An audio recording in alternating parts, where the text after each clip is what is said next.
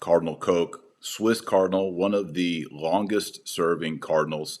He was a prefect for the dicastery on Christian unity, had an interview 2 days ago in which he spoke about the need for Pope Leo to go back to the policy of Pope Benedict XVI on the traditional Latin Mass. So the interviewer, who is Hessman, he says, as it is well known, Pope Francis was not a fan of the old Tridentine Mass and severely restricted it. Then he asked Cardinal Koch, do you think that Pope Leo will be more open here again and could also involve the followers of traditional liturgy more? Question mark. He says, I haven't spoken to Pope Leo about this, and I don't want to give any false hope. Personally, I would appreciate it if we could find a good way forward here.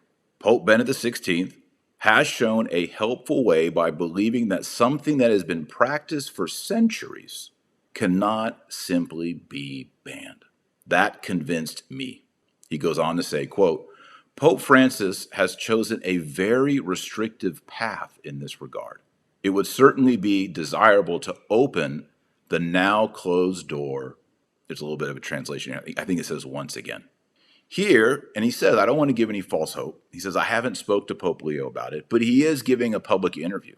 And he says, Pope Benedict XVI has shown a helpful way by believing that something that has been practiced for centuries cannot simply be banned.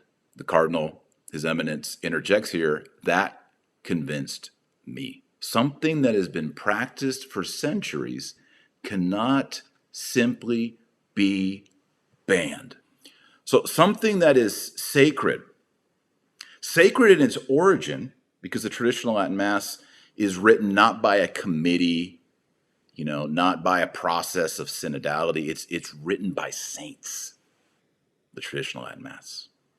Think about that. It's written by saints, by popes, by church fathers, parts of it by apostles who lived lives of extreme sanctity, many of them martyrs.